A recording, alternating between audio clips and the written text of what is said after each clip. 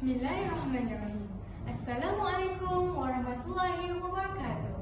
Saya Azalia binti Ahmad Azrai, pelajar kelas 3 Arush dari SMK Taman Melawati, akan membicarakan keunikan sebuah buku yang berjudul Legenda Wali Songo. Buku ini adalah hasil karangan Dr. Abdul Rahman Haji Abdullah yang mengandungi 141 muka surat.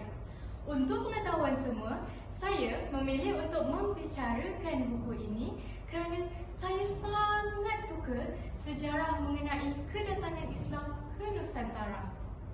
Ini kerana terdapat pelbagai tomahan para orientalis barat yang mengatakan agama Islam sampai ke Nusantara melalui kekuasaan atau kekerasan. Namun begitu, perkara ini jauh bercanggah dengan realiti yang sebenar. Penonton sekalian, sebelum saya menceritakan lebih lanjut tentang buku ini, saya ingin bertanya sesuatu. Pernahkah anda mendengar tentang Wali Songo? Kisah Wali Songo ini sangat popular di seluruh Nusantara pada suatu ketika dahulu.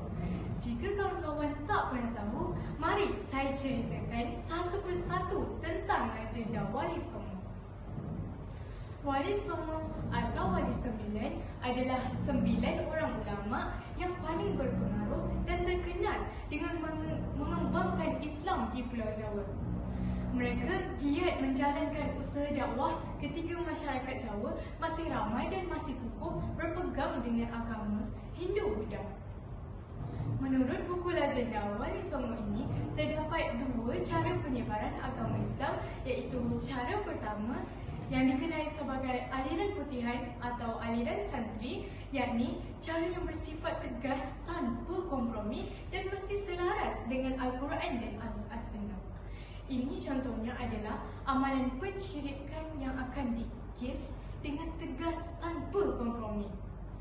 Aliran putihan ini dipimpin oleh salah seorang daripada Wali Songo yang dikenali sebagai Sunan Giri. Cara penyebaran agama Islam yang kedua pula ialah melalui aliran abangan, yakni cara yang lebih lembut dan bertoleransi dengan tujuan untuk menarik lebih ramai individu memeluk agama Islam. Aliran abangan ini dipimpin oleh Sunan Kalijaga. Cabaran menyebarkan agama Islam ke Nusantara telah lama dimulakan oleh para ulama dari Mekah, iaitu seawal 1404. Namun begitu, kebanyakan percubaan ini telah gagal kerana kapal yang mereka naiki karam di tengah-tengah lautan. Sehinggalah datangnya ulama yang bernama Syekh Subakir, iaitu ulama pertama yang berjaya sampai ke Nusantara ini. Perjuangan menyebarkan agama Islam oleh Syekh Subakir telah diteruskan oleh ulama seterusnya, iaitu Maulana Malik Ibrahim yang dikenali juga sebagai Sunan Gresik, dan disambung oleh wali-wali Songo yang lain.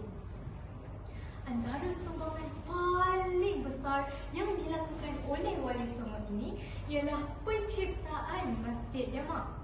Untuk makluman semua, Masjid Demak ini adalah masjid pertama yang dibina di Nusantara. Masjid Demak ini telah dibina oleh 4 orang ulama Wali Songo, iaitu Sunan Gunung Jati, Sunan Bonang, Sunan Ampel dan Sunan Kalijaga.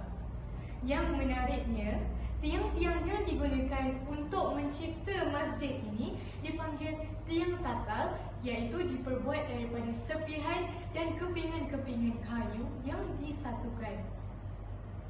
Buku ini telah menjelaskan dengan spesifiknya bahawa Islam itu bukannya disebarkan secara kekerasan, tetapi agama Islam itu tersebar luas ke seluruh dunia secara damai dan penuh kelembutan. Segala tuduhan tentang Islam yang dikatakan tersebar melalui kekerasan atau paksaan melalui pedang adalah palsu dan tidak benar sama sekali. Secara keseluruhannya, buku ini sangat sesuai untuk dibaca, terutamanya sekali kepada generasi baru supaya mereka lebih mengetahui tentang fakta-fakta sebenar penyebaran Islam di Nusantara. Usahlah kita memandang rendah terhadap terhadap perjuangan Wali Songo ini kerana sesungguhnya jika mereka tidak memperjuangkan Islam sejak awal, tidak dapat kita mengenal betapa sucinya agama Islam ini dalam diri masing-masing. Begitulah tadi kisah legenda ulama tersohor pembawa Islam, menyinari hidup di Nusantara.